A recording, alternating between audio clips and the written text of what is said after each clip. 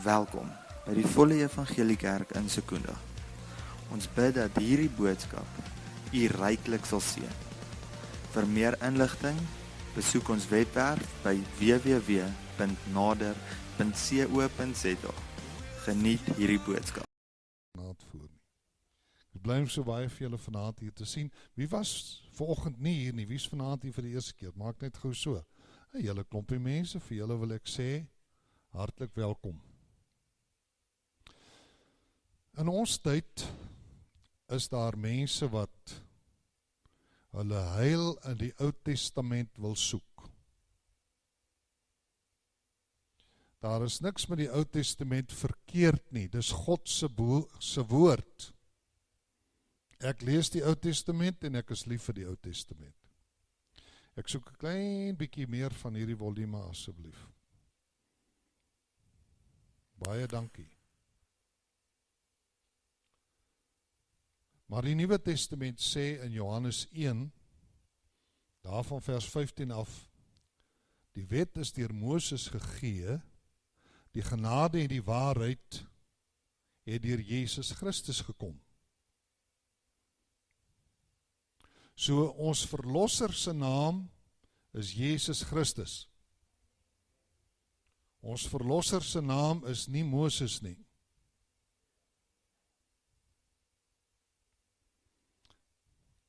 Die Bybel sê in Romeine 15 vers 4, alles wat tevore geskrywe is tot ons lering tevore geskrywe, sodat ons deur lydsaamheid en bemoediging van die skrifte hoop kan hê.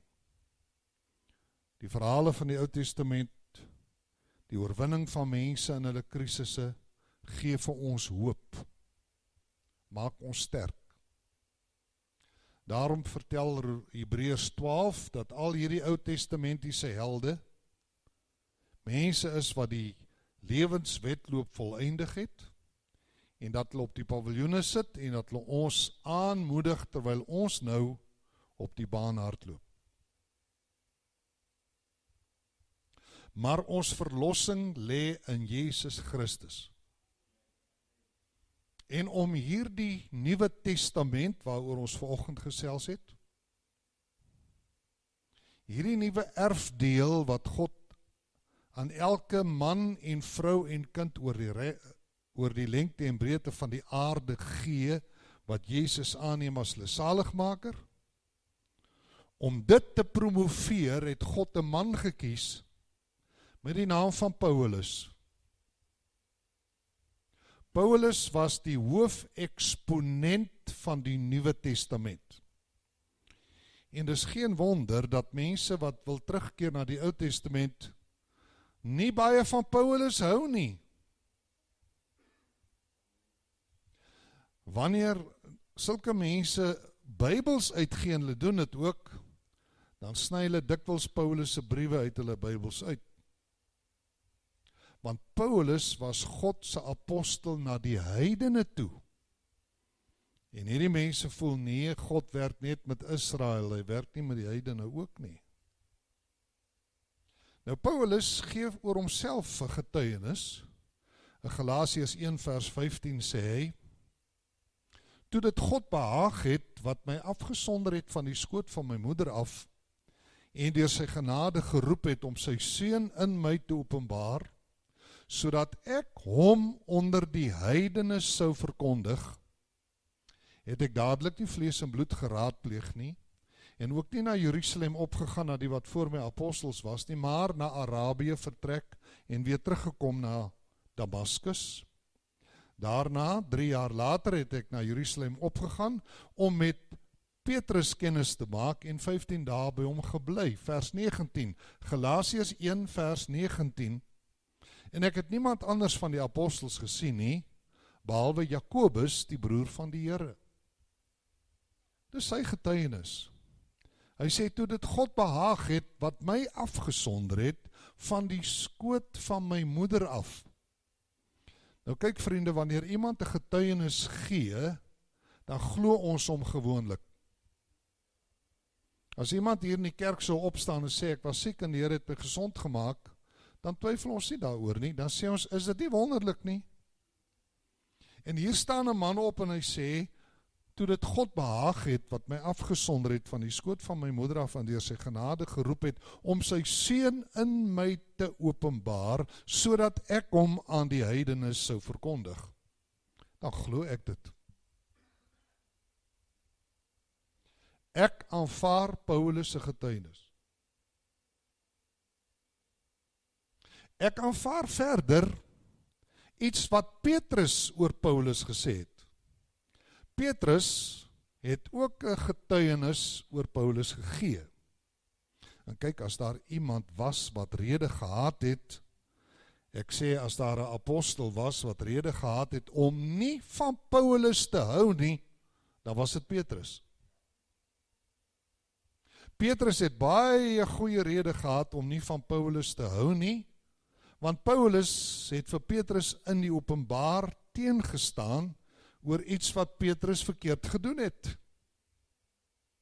En toe Paulus vir Petrus in die openbaar aangespreek, en dis nie lekker om so aangespreek te word nie. Nou die storie word in Galasiërs 2 vanaf vers 11 vertel. Galasiërs 2 vers 11 skryf die apostel, toe Petrus in Antiochië gekom het, het ek hom openlik teëgestaan, omdat hy veroordeeld gestaan het. Want voordat sommige van Jakobus, dit wil sê van Jerusalem, want voordat sommige van Jakobus afgekom het, was hy gewoond om saam met die heidene te eet, maar na hulle koms het hy hom teruggetrek en hom eenkant gehou uit vrees vir die wat uit die besnydenis is.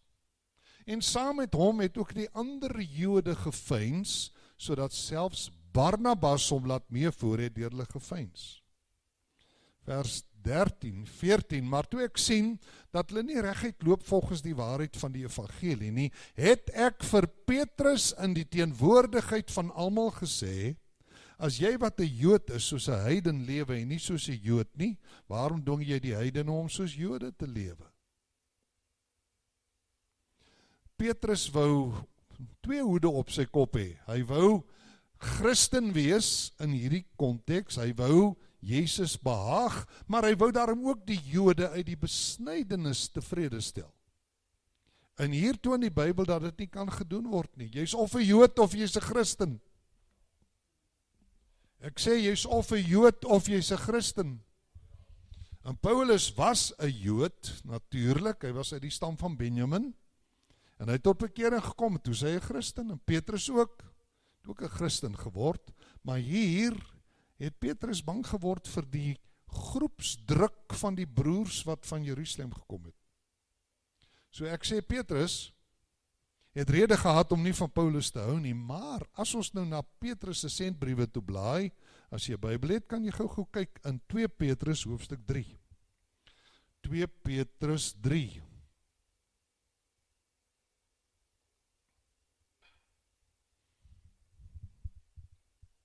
Nou as daar iemand anders is, behalwe vir Paulus, wat ek my hoed hoog afhaal, dan is dit vir Petrus.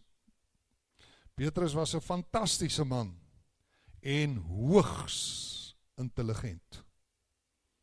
Alhoewel hy maar net 'n visserman was. Dis soos om van 'n boer te sê, hy is baie slim. Dink julle alle boere is dom? Nee, moenie dink as hy aan die universiteit gaan werk, hy is die enigste slim mense nie. Daar's slim mense wat motorwerktuigkundiges is. Ek sê daar's baie slim mense wat boere is. Daar's vreeslike slim mense wat op die myne werk. En een van hulle was Petrus, visserman. Geen wonder Jesus het hom gekies nie. Hy sê in 2 Petrus 3 vers 15, ag die lankmoedigheid van ons Here as saligheid. Is dit wat hy daar sê? Ag beteken reken, consider. Ag die lankmoedigheid, die geduld. Luister mense, die feit dat Jesus nog nie teruggekom het nie, beskou dit as 'n geleentheid vir siele om gered te word. Dis wat hy daar sê. Ag die lankmoedigheid, die lang tyd wat die Here nou gewag het voordat hy nou terugkom en hy's nog nie hier nie, ag dit as saligheid. Beskou dit as 'n geleentheid vir siele om ingesamel te word. Soos ons geliefde broeder Paulus ook met die wysheid wat aan hom gegee is aan julle geskryf het. Hier gebruik hy twee belangrike woorde. Hy sê ons geliefde broeder Paulus. Staan dit so in jou Bybel? Dit wil sê Petrus het vir Paulus lief gehad. En nie net Petrus het hom lief gehad nie, maar die kerk het vir Paulus lief gehad. Hy sê ons geliefde broeder Paulus. Nou waar val hierdie ander klomp nou uit wat sê ons moet nie na Paulus luister nie? Terwyl Petrus, wat die apostel van Pinksterdag was, in 'n brief deur die kerk sirkuleer dat Paulus die geliefde apostel is, dan kry ek ook sommer vir Paulus lief. En dan gaan hy aan, hy sê met die wysheid wat aan hom gegee. Sien julle dit daar? So Petrus onderskei dat Paulus met groot wysheid opgetree het. Vriende, dis 'n kompliment en ons moet dit aanvaar. So hy noem hom die geliefde, hy noem hom 'n wyse man en dan gee hy hom 'n derde kompliment in die volgende versie. Hy sê net soos in al die briewe. Hy sê met die wysheid wat God aan hom gegee het, aan julle geskryf het, net soos in al die briewe, in al watter briewe, in al Paulus se briewe. Hy spreek daarin oor hierdie dinge waarvan sommige swaar is om te verstaan, wat die ongeleerde en onvaste mense verdraai, net soos die ander skrifte, wat die ongeleerde en onvaste mense verdraai, net soos die ander skrifte, dit wil sê die res van die Bybel, tot hulle eie verderf. Hier doen Petrus iets wonderliks. Hy kanoniseer Paulus se geskrifte. Hy plaas Paulus se briewe op 'n gelyke vlak met die res van die Bybel. Hy sê net soos in al die briewe, hy spreek daarin oor hierdie dinge, wat die ongeleerde en onvaste mense verdraai, net soos die ander skrifte tot hulle eie verderf. Dus Petrus kom en hy plaas Paulus se briewe en die res van die Bybel op 'n gelyke vlak. Hy kanoniseer Paulus se briewe. Julle weet dat die 66 boeke van die Bybel as die kanonieke boeke bekend staan. Van die Griekse woord kanoon, wat riet beteken, of maatstaf, of lengtemaat, of prinsip. Paulus se briewe vorm deel van die geïnspireerde boeke van die Bybel. Nou waar kom nou slim mense, sogenaamde slim mense wat weet nou vandaan? En hulle wil skielik sê, nee, ons moet Paulus uit die Bybel uithaal, terwyl die apostel Petrus Paulus se briewe in die skrif inskryf. Ek sê ek glo Petrus se getuienis. Vriende, ek sê ek glo Petrus se getuienis. Ek glo Paulus se getuienis oor homself, ek glo Petrus se getuienis oor Paulus. So julle kan maar Paulus se briewe met groot liefde lees en glo, want dit is deur God geïnspireer. Daar is nog 'n derde persoon wat oor Paulus getuig, en ek glo sy getuienis ook. Sy naam is Jesus Christus. Jesus Christus getuig ook oor Paulus. Dit vind jy in Handelinge die 9de hoofstuk waar Paulus se bekering beskryf word. Kyk, sy naam was destyds Saulus, en hy was 'n verwoester. Hy het die kerk van Jesus verwoes. Toe Stefanus die martelaar gestenig is, het die mense wat Stefanus met klippe doodgegooi het, hulle klere aan die voete van 'n jong man met die naam van Saulus kom neerlê, sodat die bloed van die ou wat hulle nou met klippe doodgooi nie op hulle klere sou val nie.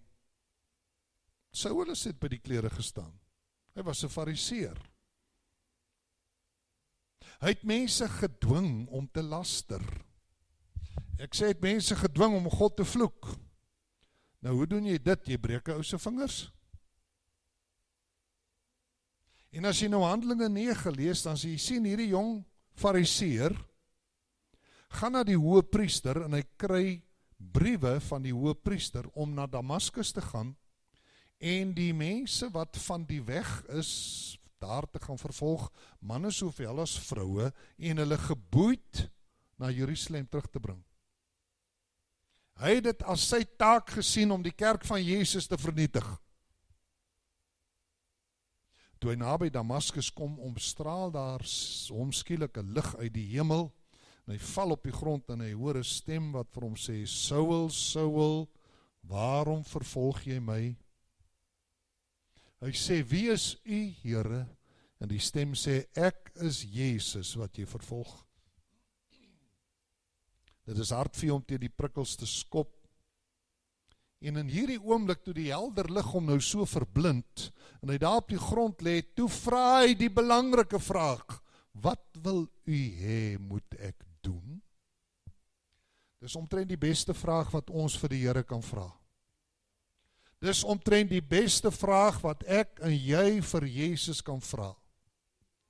Wat wil u hê, Here, moet ek doen? Jesus sê vir hom, staan op en gaan na die stad. En dit sal jou daar gesê word wat jy moet doen. En toe hy opstaan was hy blind. Die soldaat het hom in die hand geneem, om in die stad ingelei. En in die stad was daar 'n disipel met die naam van Ananias. En in 'n gesig praat Jesus met Ananias, en hy sê, Ananias, en hy sê, hier is ek. En die Here Jesus sê vir hom, staan op, en ga na die straat wat genoem word Reguitstraat, en vra daar in die huis van Judas, na 'n man met die naam van Saulus van Tarsus, want kyk, hy bid. Want hy het in 'n gesig 'n man met die naam van Ananias sien inkom, en vir hom hande oplê, sodat hy weer kon sien. Ananias sê, Here, ek het van baie mense van hierdie man gehoor, hoe hy die gemeente vervolg het, en hy het die briewe van die hoëpriester, om van u kinders hier te kom boei, en hulle na Jerusalem te sleep. En Jesus sê, gaan. Kyk vers 15 van Handelinge 9. Gaan, want hy is vir my 'n uitverkore werktuig, om my naam te dra voor nasies en konings en die kinders van Israel. En ek sal hom toon hoeveel hy vir my naam moet ly. Jesus sê, Paulus is vir my 'n uitverkore werktuig, om my naam te dra voor nasies en konings en die kinders van Israel. Ek glo Jesus se woorde. Ek sê ek glo Jesus se woorde. Glo jy dit ook?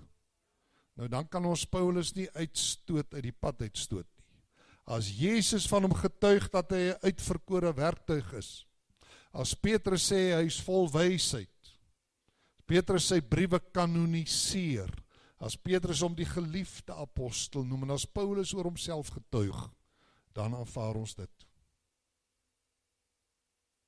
So kom ons lees Paulus met groot versigtigheid, met groot liefde, en ons vra die Heilige Gees om sy skrifte, sy geskrifte aan ons duidelik te maak. Maar soos ek sê, daar is mense wat wil terugkeer na die Ou Testament, hulle hou nie baie van Paulus nie. Hulle wil terugkeer na die Pentateug of die Torah, die eerste 5 boeke van die Ou Testament. Hulle wil terugkeer na die Hebreëse name van God, Elohim en Yahweh, wat vertaal is met God en Here in ons Bybels. Hulle wil terugkeer na 'n Hebreëse vorm van Jesus, Yeshua. En nie net hulle terugkeer nie, hulle sê ons moet die seun van God Yeshua noem. Dis soos sy ma hom genoem het, sê hulle. Daaroor het ek net nou iets te sê. Hulle wil graag terugkeer na die 10 gebooie en na die Sabbat. Hulle hou die Sabbat. Sommige van hulle laat hulle selfs besny.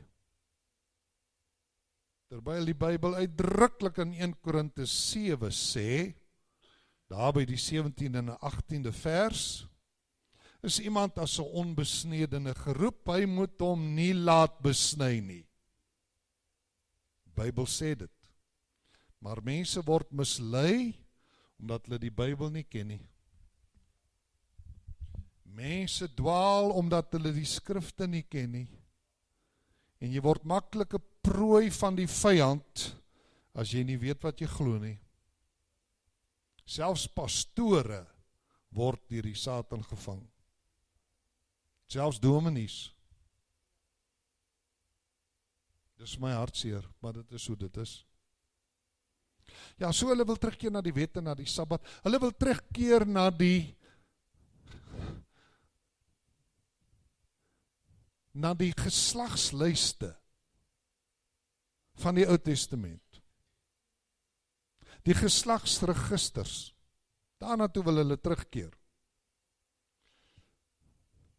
Hulle wil tog so graag net probeer uitvind of daar nie iewers bietjie Joodse bloed in hulle voorgeslagte loop nie.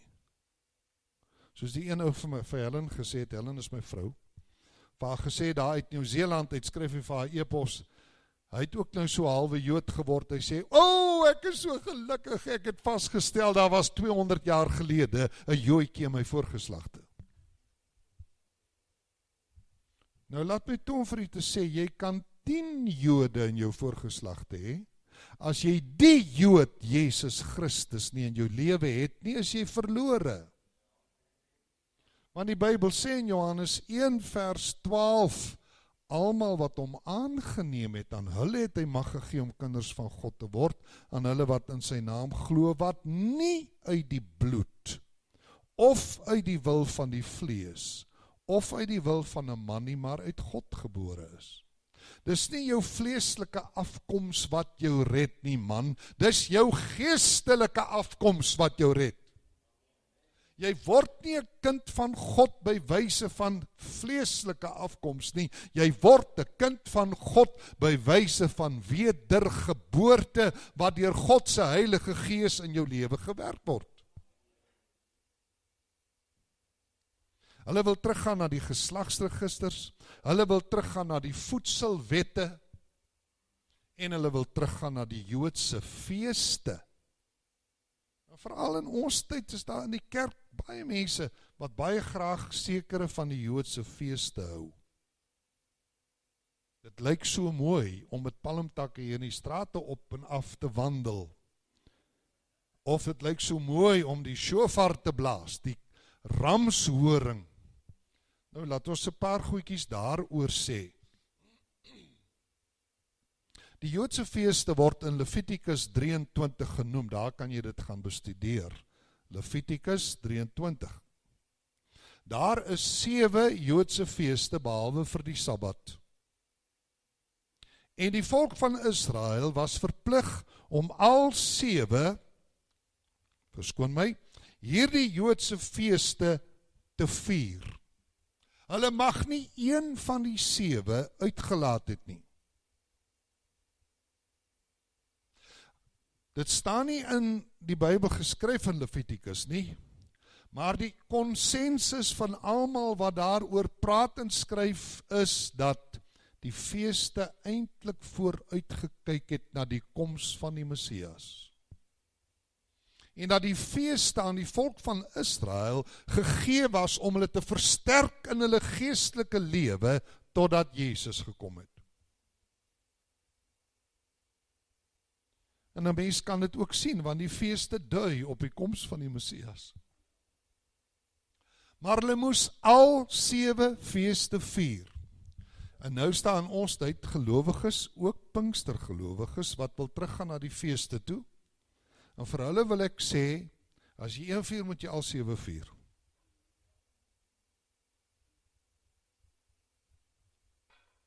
Jy kan nie selektief wees, en sê, ek wil net 1 of 2 van die 7 feeste vier nie, jy moet almal vier. Maak dit sin wat ek vir julle sê vanaand. Maak dit sin dat 'n mens, soos Israel, al 7 feeste moes vier. Nou kom ons kyk gou daarna. Die eerste fees was die Pesach, die Pascha, wat hulle moes vier, om die lam te gedenk wat by die uittog uit Egipte geslag was. Dit was 'n vooruitskouing na die koms van Jesus Christus, wat vir ons op Golgotha aan die kruis geslag sou word. Maar wanneer jy nou in 1 Korintiërs 5 vers 7 kom, dan sê die Bybel, ons paaslam is vir ons geslag. Ek sê, Jesus het alreeds op Golgotha aan die kruis gesterwe. Hoe kan ek dan 'n fees vier, wat sê Jesus moet nog gekruisig word? Dit maak mos nie sin nie. Dis mos 'n belydenis dat Golgotha nog nie verskyn het nie. Die tweede is die fees van die ongesuurde brode, wat hulle saam met die Pasga moes vier. Terwyl Jesus in Johannes 6 vers 51 sê, ek is die lewende brood wat uit die hemel neergedaal het. Glo julle Jezus is die lewende brood? Hoe kan jy dan die fees van ongesuurde brode vier as die lewende brood hier is? Want die fees sê dit moet nog gebeur. Die derde fees is die fees van die eerstelingsgerf. Wanneer die oes ingesamel word, moes die eerste gerf gewuif word, met die oog op die koms van die Messias. Maar as jy 1 Korinte 15 lees, vers 19 en 20, sien jy, Jezus is die eerstelingsgerf. 1 Korinte 15 vers 19 sê, as ons net vir hierdie lewe op Christus hoop, dan is ons die ellendigste van alle mense. Maar nou, vers 20, Christus is opgewek uit die dode, hy het die eersteling geword van die wat ontslaap het. Het Jezus al uit die dood opgestaan? Ek vra, het Jezus uit die dood opgestaan? Dan kan jy mos nie 'n fees vier wat sê, hy het nog nie uit die dood opgestaan. Want dis wat die fees van die eerstelingsgerf sê, dit moet nog gebeur. Maar hy is die eersteling van die opstanding. Kan u sien dat Christene nie hierdie eerste 3 feeste kan vier nie?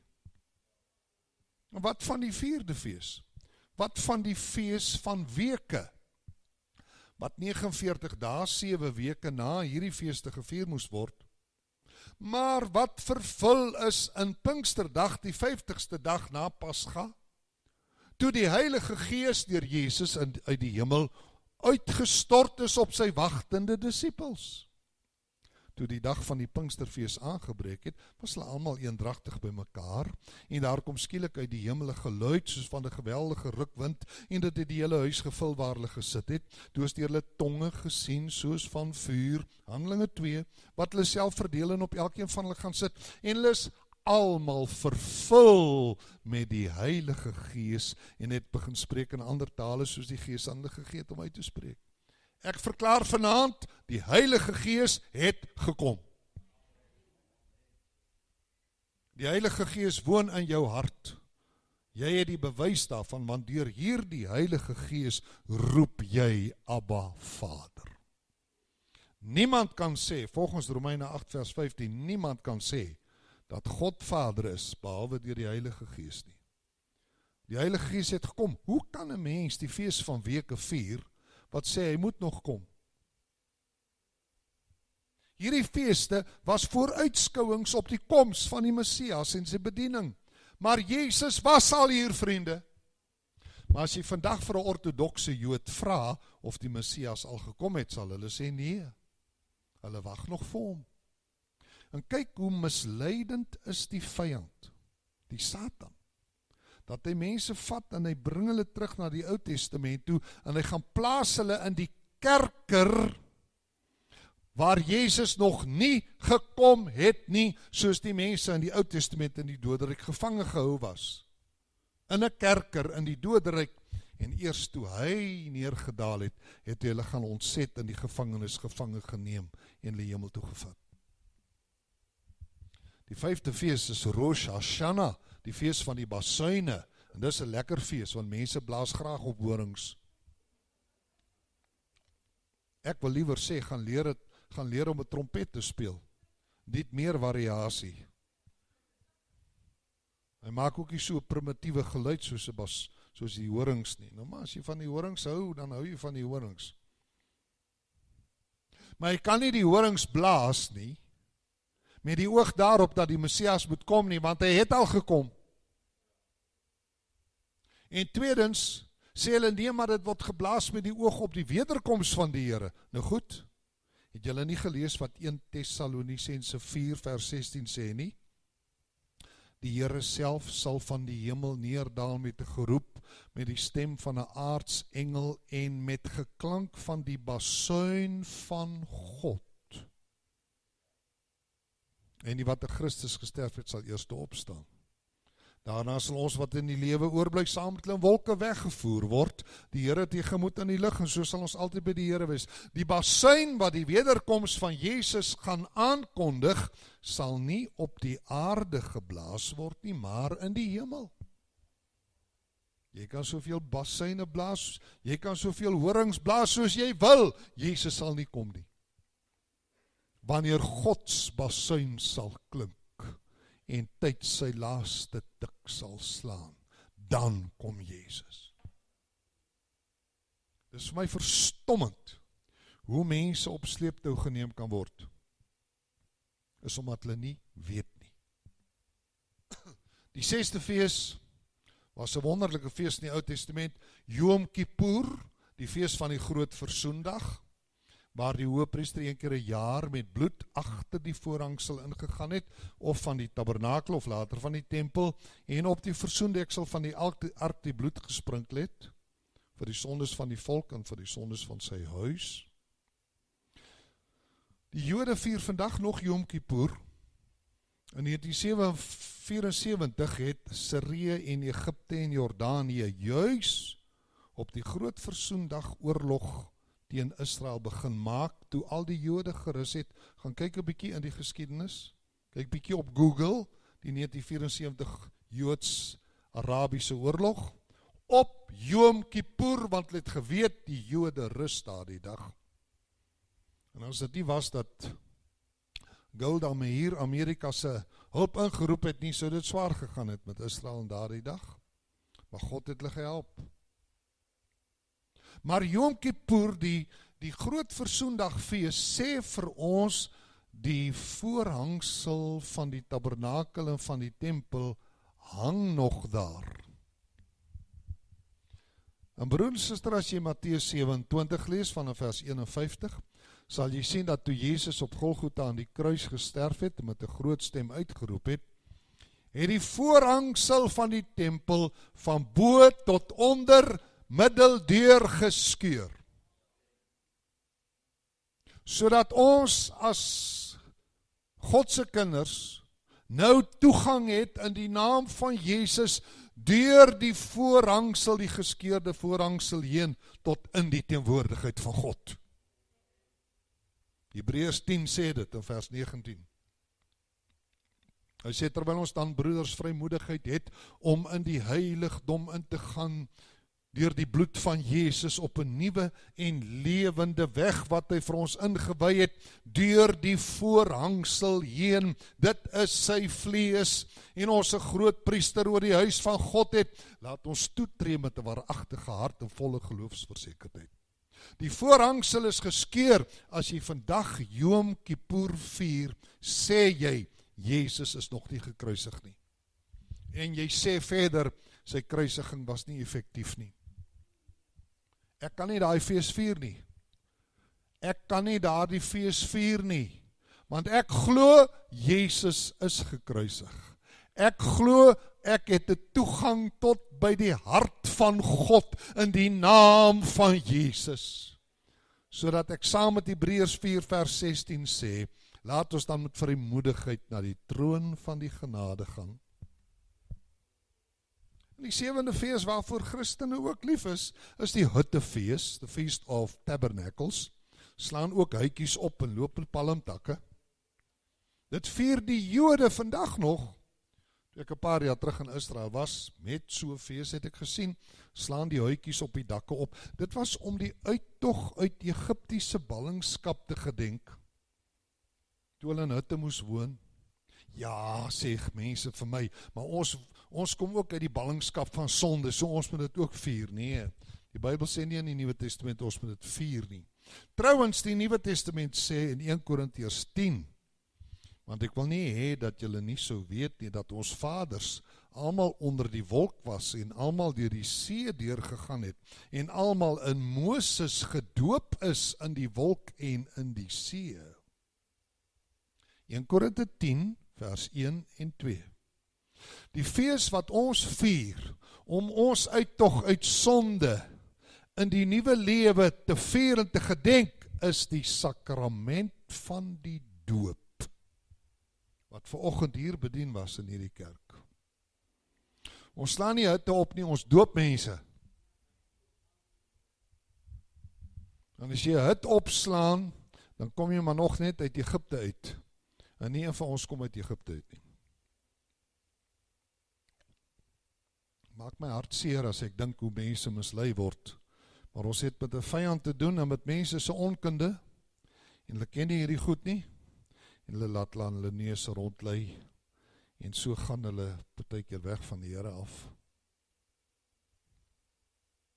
Nou goed, kom ons gaan so 'n bietjie verder met ons geselsie vanaand, of soos Marie gesê, die lesing wat ek aanbied. Dis nou daai dame wat daar sit, toe ons daar by die gastehuis is, toe sê sy vir my, hoe laat begin die lesing? Ek sê, lesing? Maar dit moet as 'n kompliment beskou word, baie dankie Marie, ek dink jy dit so bedoel. Maar ek het nooit gedink ek gee lesingkie nie, ek gesels ons maar net sommer. As ek 'n lesing gegee het, moes ek papiere hier gehad het.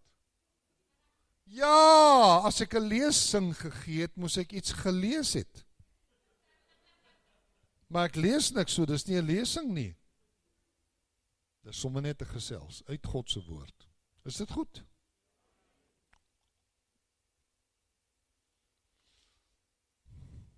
Hulle wil graag terugkeer na die Hebreëse name toe, dis vir hulle belangrik. Dis asof daar so iets mysterieus in Elohim opgesluit lê, nie in die woord God nie. Of in Yahweh, of in Yeshua. As jy dit nou sê, dan is jy naby aan God.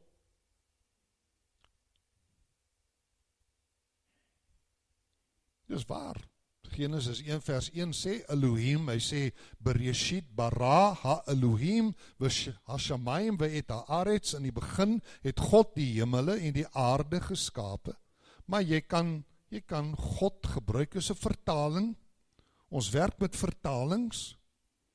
En as daar staan, jy mag die naam van die Here jou God nie uitelik gebruik nie, jy mag nie die naam van die Here gebruik nie, en in die Hebreëus Yahweh, wat ons ook soms ken as Jehovah, dan vertaal ons dit met Here, H-E-R-E, die een wat heerskappy het.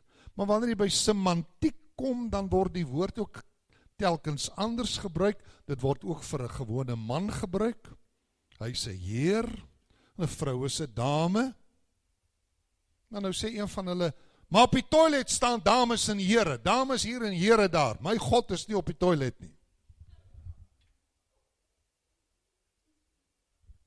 Verstaan die kerel dan nie, dat dit deel van die semantiek, die betekenisveld is van die woord Heer, dat dit ook so gebruik kan word. Soos ek sê, hy's 'n ware Heer. Daai man tree so mooi op, hy's 'n ware Heer. Ek sê mos nie daarmee hy's God nie. Ek bedoel hy's 'n oulike kerel. Hoe praat ons dan Afrikaans?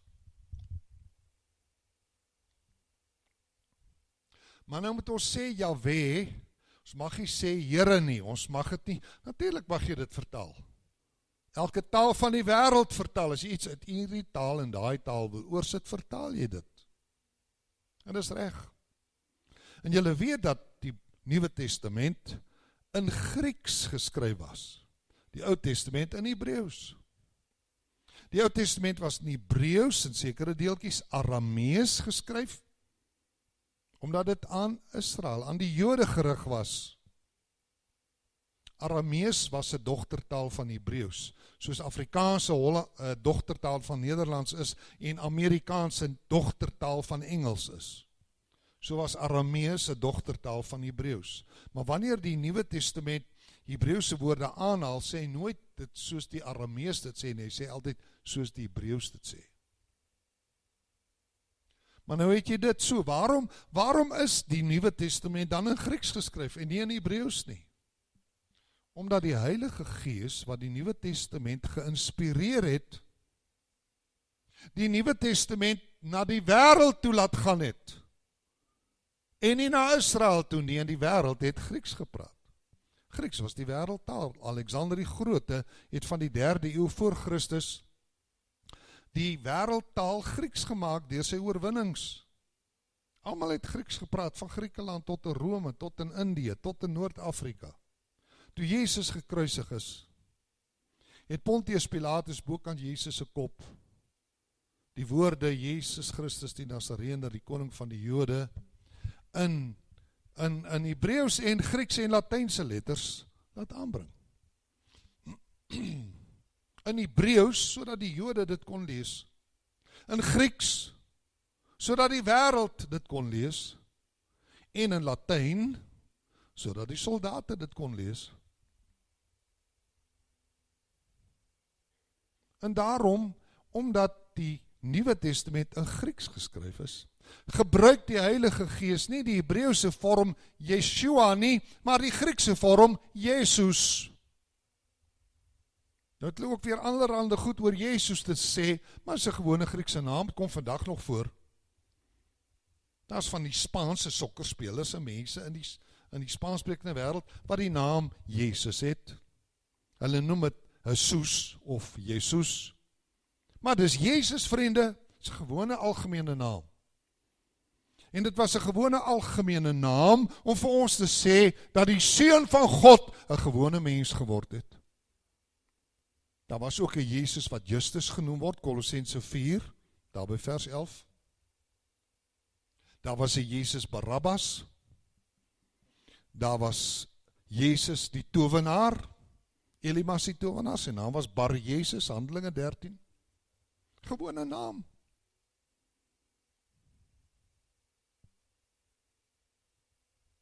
Dis die persoon aan wie die naam behoort wat belangrik is. Dis nie die naam wat verheerlik moet word nie, dis die een daarachter wat verheerlik moet word. Die Ou Testament gebruik ook Hebreëse name vir Christus, profeties. Soos byvoorbeeld Messias. Die woord Messias is 'n Hebreëse woord, Mashiach.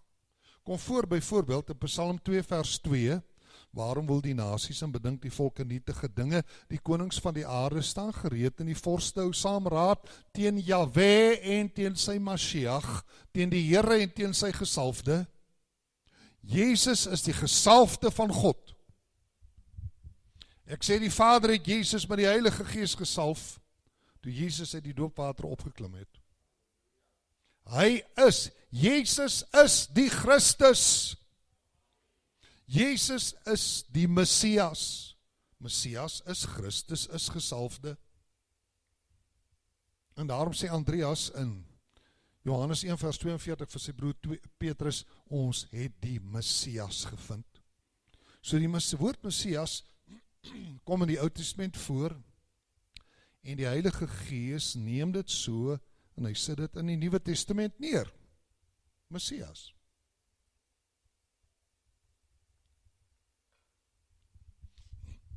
Dan kon hy dit mos met Yeshua ook gedoen het. Staan daar in jou Afrikaanse Bybel die woord Yeshua? Staan daar die woord Messias in Johannes 1:42? Ja, en in Johannes 4 vers 25 sê Jesus vir die Samaritaanse vrou, sê vir hom, as die Messias kom, sal hy ons alles vertel. Hy sê, dis ek wat met jou praat. 2 plekke word Messias in die Nuwe Testament gebruik vir Jesus. Al die ander kere word Christus gebruik, maar die Hebreëus word gebruik. Dan kon die Heilige Gees mos Yeshua ook gebruik het. Die feit van die saak is dat Yeshua nêrens of in die Ou of in die Nuwe Testament ooit vir Jesus gebruik word nie. Yeshua kom voor in die Ou Testament, byvoorbeeld in 1 Kronieke 24 vers 11, waar dit vir 'n priester gebruik word, Yeshua.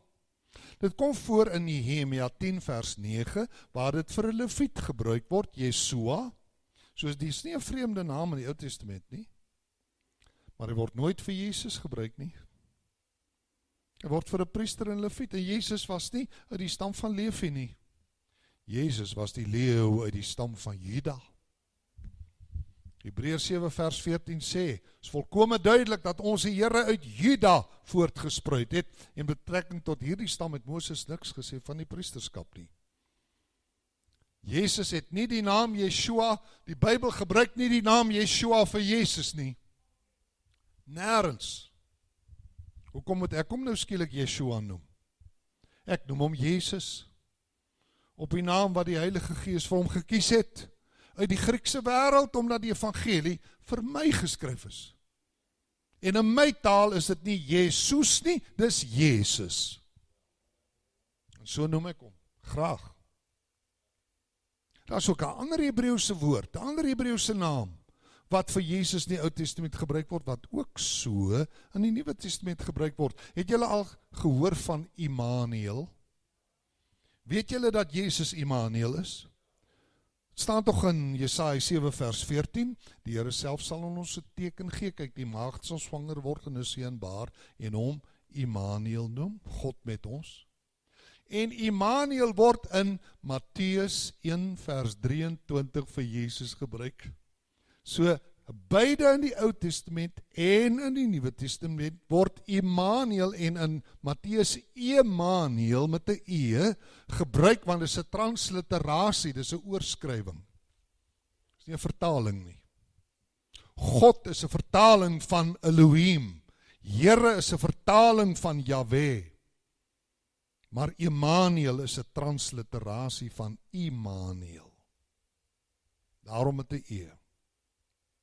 So, as daar Yeshua in die Ou Testament gestaan het, kon dit net so goed in die Nuwe Testament geskryf gewees het.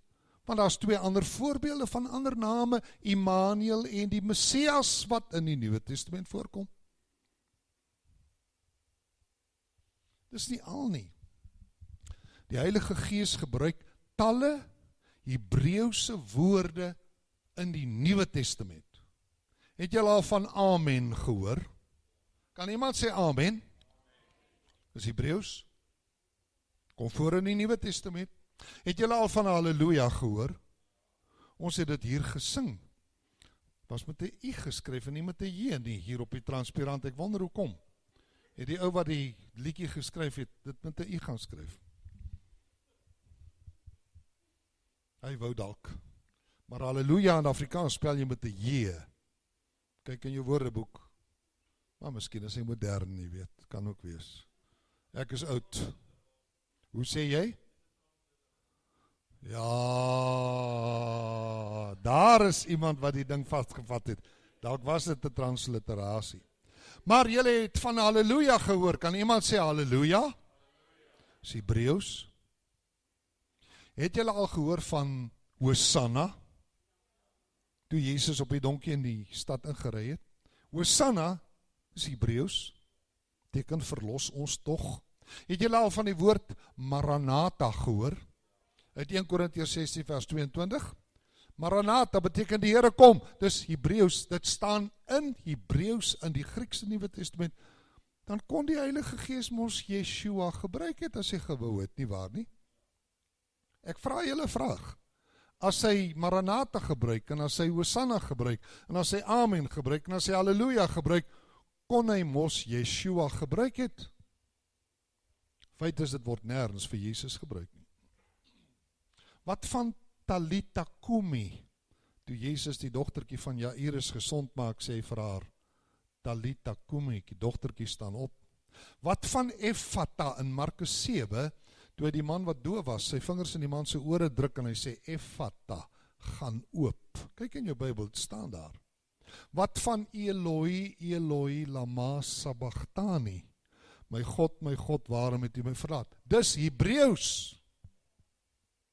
Wat van Rabbi, wat Nicodemus hom in Johannes 3 noem? Wat van Rabboni, wat Maria hom in Johannes 20 noem? Dis Hebreëus. Wat van Raka? In Matteus 5 vers 22, waar Jesus op vers 21 sê, julle het gehoor dat die mense van die oudheid gesê is, jy mag nie doodslaan nie, maar elkeen wat doodslaan moet verantwoording doen voor die gereg. Maar ek sê vir julle, elkeen wat vir sy broeder sonder rede kwaad is, moet verantwoording doen voor die gereg, en elkeen wat vir sy broer sê Raka, moet verantwoording doen voor die groot raad. Raka is Hebreëus. Jy mag nie vir jou broer sê Raka nie. Raka beteken leekop. Stupid. Jy mag nie vir jou broer sê, jou stupid nie.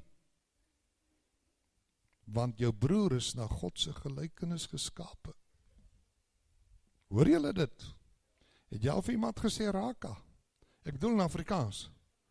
Jou onnoosel. Het julle dit al gedoen? Mag het nie doen nie, hoor. Wat van Mammon? Het julle al gehoor van Mammon? Matteus 6:24 waar Jezus sê, niemand kan twee here dien nie, want of jy sal die een aanhang en die ander verlaat, of jy sal die een lief hê en die ander haat.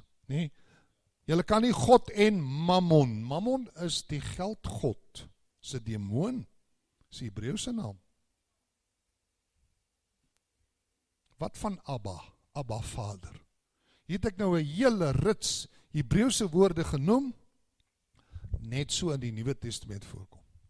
Dan kon hy mos Yeshua gebruik het. Ja, sê iemand, maar sy ma het vir hom gesê Yeshua. Hoe weet jy dit? Hoe weet jy wat het sy ma vir hom gesê? Waar in die Bybel staan sy ma het vir hom gesê Yeshua?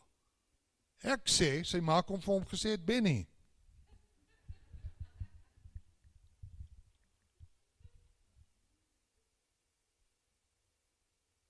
Of Ben. Ek dink Maria het vir hom gesê Benny. Was 'n gewoonte in Maria se huis om 'n byname vir hulle kinders te gebruik. Het julle geweet Jesus het broers en susters gehad? Dit staan in Markus 6 vers 3. In Markus 6 vers 3 word daar staan al geskryf, toe hy Nasaret kom en hy nou sy wonderwerke doen, die wysheid, toe verstom die Jode hulle om die Nasareëners. Ja, toe sê hulle, is hy nie die timmerman, Markus 6 vers 3, is hy nie die timmerman, die seun van Maria, en die broer van Jakobus en Joses en Judas en Simon nie, en is sy susters nie allemaal by ons nie? So Maria het ander seuns ook gehad, nadat sy vir Jesus gehad het. 4 van hulle se name word genoem, Jakobus, Joses, Judas en Simon. En hulle het ook al 4 dieselfde pa gehad nie, hoor. Jakobus se pa se naam was Alfeus, en Judas se pa se naam was Jakobus. So Maria was ten minste 3 keer getroud. Sy was 'n eyster. En kyk, Josef was nie Jesus se biologiese pa nie.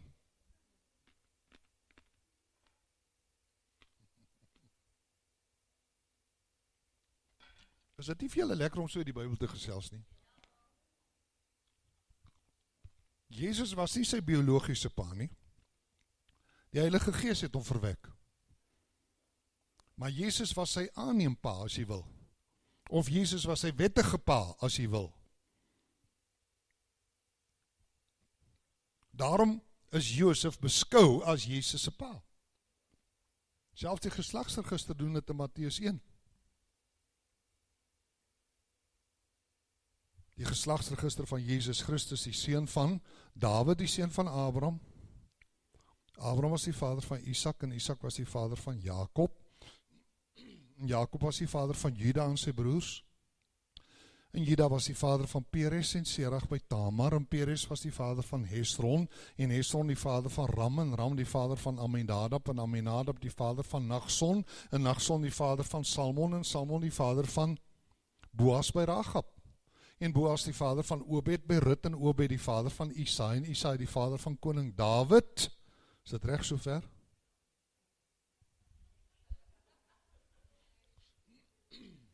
En koning Dawid die vader van Salomo, by die vrou van Uria. En Salomo die vader van Rehabeam, Rehabeam die vader van Abia, en Abia die vader van Asa, en Asa die vader van Josafat, en Josafat die vader van Joram, en Joram die vader van Usia, en Usia die vader van Jotam, en Jotam die vader van Agas, en Agas die vader van Hiskia, en Hiskia die vader van Manasse, en Manasse die vader van Amon, en Amon die vader van Josia, en Josia die vader van Jegonia, en Jegonia die vader van in die tyd van die Babyloniese ballingskap. Broer, het ek het nog reg gehad sover? Ja. En na die Babyloniese ballingskap het Jegonia die vader geword van Sealtiel, en Sealtiel die vader van Serubabel, en Serubabel die vader van Eliakim. Abid, en Abid die vader van Eliakim. Jy mens moet jouself nie te veel onderbreek as jy dink nie. En Eliakim die vader van Asor, en Asor die vader van Sadok, en Sadok die vader van Achim, en Achim die vader van Elied, en Elied die vader van Eleazar, en Eleazar die vader van Matan, en Matan die vader van Jakob, en Jakob die vader van Josef. Die man van Maria, uit wie gebore is Jezus, wat Christus genoem word. So aan die geslagslinie van Josef kom Jezus, alhoewel Josef nie sy biologiese pa was. En toe is Josef dood, hoe oud Jezus was, weet ons nie, maar Josef het nog geleef toe Jezus 12 was. Maar as jy Lukas 2 lees, dan sien jy dat toe Jezus 12 was, het sy ouers Jerusalem besoek op die Paasfees. En na die feest het Jezus agtergebly in die stad.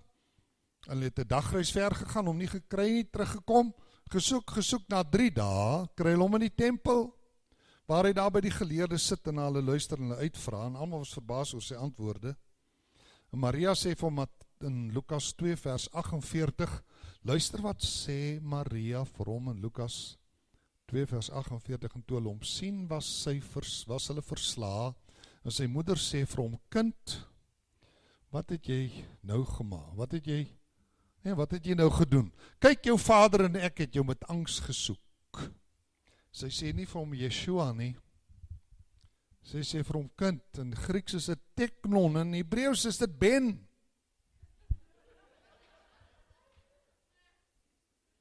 Teknon beteken kind.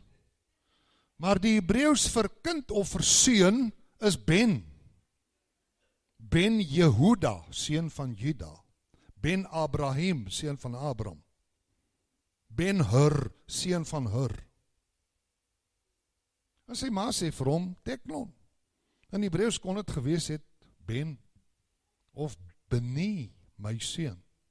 Beni. Dis baie meer waarskynlik dat sy vir hom gesê het, Beni, as dat sy vir hom gesê het, Yeshua. Want wanneer 'n vrou onder druk is en onder angs is, dan praat sy die waarheid. Was sy hier angstig? Staan hier in vers 48, kyk jou vader en ek het jou met angs gesoek. So Maria was angstig, 3 dae lank is haar kind weg, nou vind sy hom in die tempel, sy is angstig en sy voel nie lekker nie, gaan sy nou die naam gebruik wat sy altyd gebruik of 'n uitheemse naam. Sy gaan die gewone naam gebruik wat sy altyd vir hom gebruik, sy sê kind. Is daar van die ouers wat hier sit wat al ooit vir jou seun gesê het seun in plaas van hom op sy naam te noem? Seun? Ja, sy bynaam, sy naam is nie seun nie, maar jy noem hom seun. En ek sê, dit was gebruik in die huis van Maria om byname aan die kinders te gee. Die tweede seun, Jakobus, onthou julle nou uit Markus 6 vers 3, is hy nie die timmerman, die seun van Maria en die broer van Jakobus en Joses en Judas en Simon nie. Jakobus was die seun van Alfeus. Hy het ook 'n bynaam gehad. Sy bynaam was Klein Jakobus. Jy het gelees in die Bybel?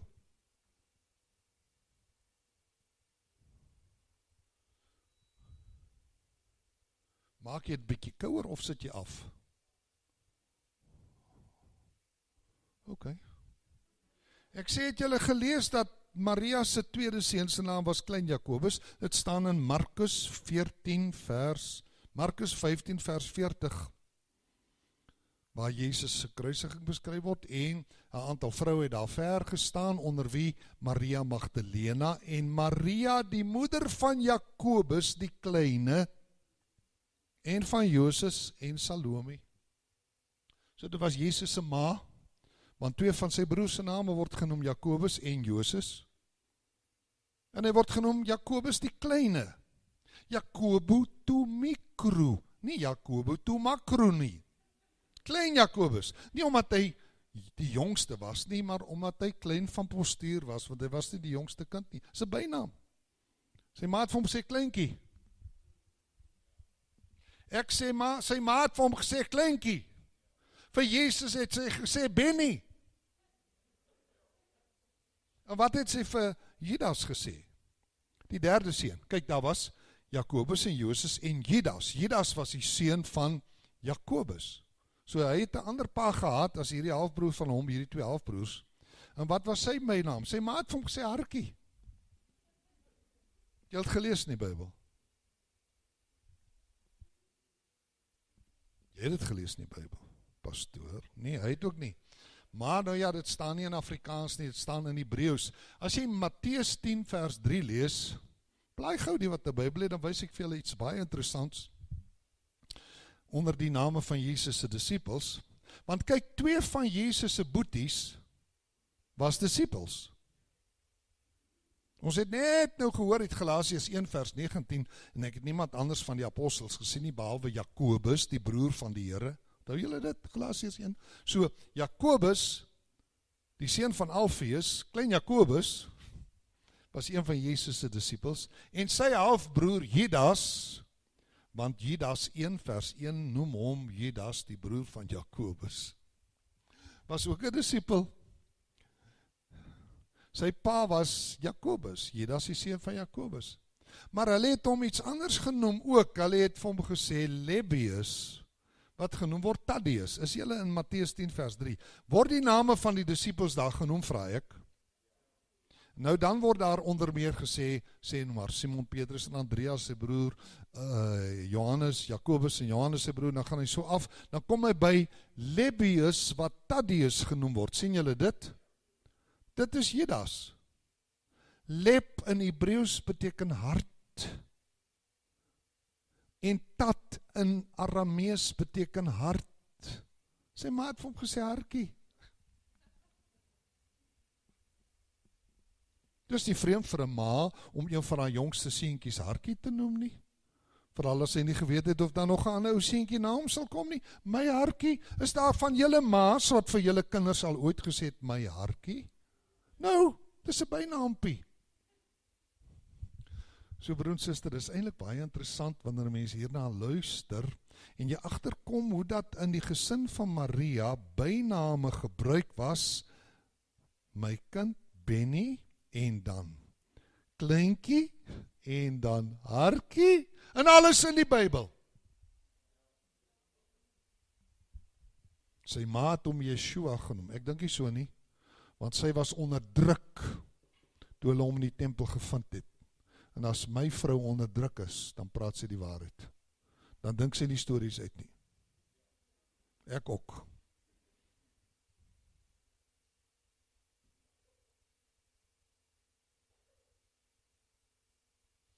Ja, dit was 'n baie interessante gesin. Twee van Jesus se disippels, soos ek sê, was broers, eie broers. Jakobus, die seun van Alfeus. Dit kan jy lees in onder meer in Handelinge 1, daarby vers 12, waar daar geskryf staan dat toe nadat Jesus opgevaar het, het sy disippels na Jerusalem teruggekeer, en onder hulle was Simon Petrus en Andreas sy broer, Johannes en Jakobus sy broer, Filippus en Thomas, Bartolomeus en Matteus, Jakobus die seun van Alfeus, Simon Kananites en Judas die seun van Jakobus. Hartjie.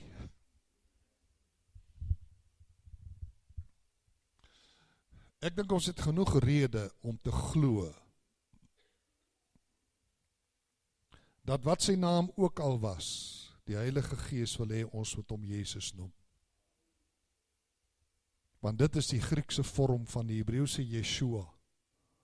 Yeshua wat nooit in die Bybel vir Jesus gebruik word nie. Kom ons sluit af met 'n interessante teksverwysing uit Filippense 3. As jy jou Bybel wil oopmaak by Filippense hoofstuk 3. Weer terug by Paulus. Ons het met hom begin en ons sluit met Paulus af.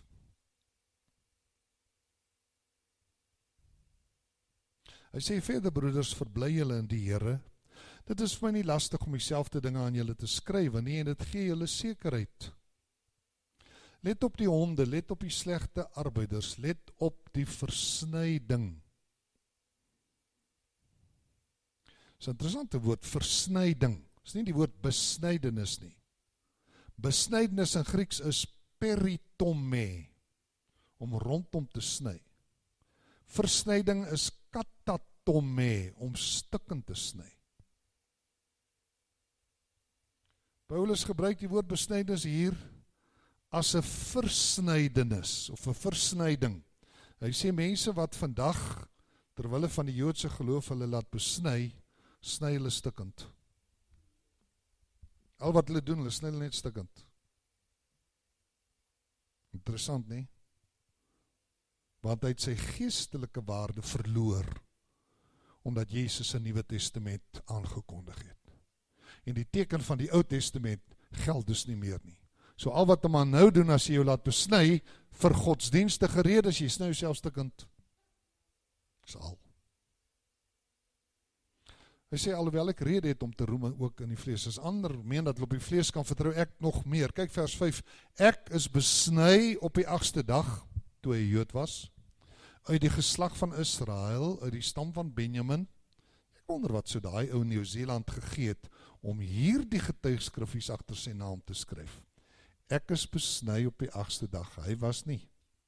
Uit die geslag van Israel, hy was nie. Uit die stam van Benjamin, hy was nie. Hy Hebreër uit die Hebreërs, hy was ook nie. Ek bedoel die ou in Nieu-Seeland, nie? Hy was nie.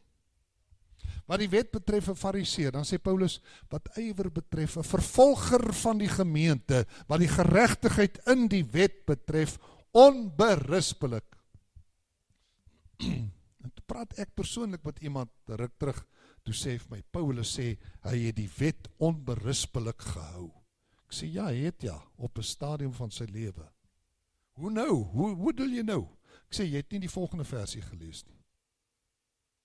Vers 7 sê, maar wat vir my wins was, al hierdie Joods godsdienstige kulturele erfenis, wat ek gehad het, dit was vir my wins. Wat vir my wins was, het ek terwille van Christus skade geag.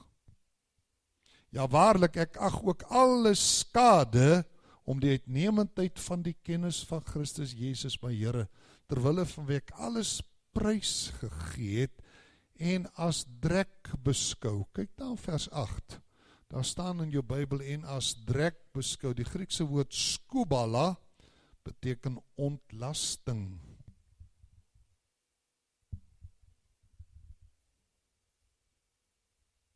Dis tog wat drek beteken, is dit nie? Drek is mos ontlasting, is dit nie? Hallo, almal hier, ruik julle iets? Ja, ek is bietjie platvloers nou, maar ek doen dit met 'n bedoeling, met 'n rede. Paulus sê al hierdie goed, dat ek 'n Jood was, dat ek 'n Israeliet was, dat ek besny was, dis alles drek. Ek beskou dit as ontlasting, om Christus as wins te verkry. En in hom gevind te word, nie met my geregtigheid wat uit die wet is nie, maar met die wat deur die geloof van Christus is, die geregtigheid wat uit God is, deur die geloof, sodat ek hom kan ken, en die krag van sy opstanding, en die gemeenskap van sy lyde, terwyl ek aan sy dood gelykvormig word. Vers 14, maar een ding, ek vergeet die dinge wat agter is, en ek strek my uit na wat voor is, en ek jaag na die doel, om die prys te verkry van die hoë roeping van God, in Christus Jesus. So wat het ons vanaand gesê? Ons het gesê, mense wat wil terugkeer na die wet, hou nie van Paulus nie. Maar ek aanvaar Paulus se getuienis, ek aanvaar Petrus se getuienis oor Paulus, en ek aanvaar Jesus se getuienis oor Paulus. Hulle wil terugkeer na die wet, na die 10 gebooie, na die Hebreëse name, na die voedselwette, na die geslagsregisters, na die Hebreëse name, dit het ek genoem, na die Joodse feeste. Jy kan nie een van die feeste hou, as jy glo Jesus het reeds gekom nie. Daarom kan ek nie die Joodse feeste hou nie, ek hou dit ook nie. Ek vier die teenwoordigheid van die Heilige Gees. En ons het verder gesê dat daar Hebreëse name is in die Nuwe Testament wat die Heilige Gees ingewerk het. Hy kon Yeshua gebruik het as hy gewou het. Yeshua word nêrens in die Bybel vir Jesus gebruik, nêrens. En dan het ons gesê, Maria se gesin het byname gebruik. En die goed, beskou Paulus alles as trek. Tot môre aand.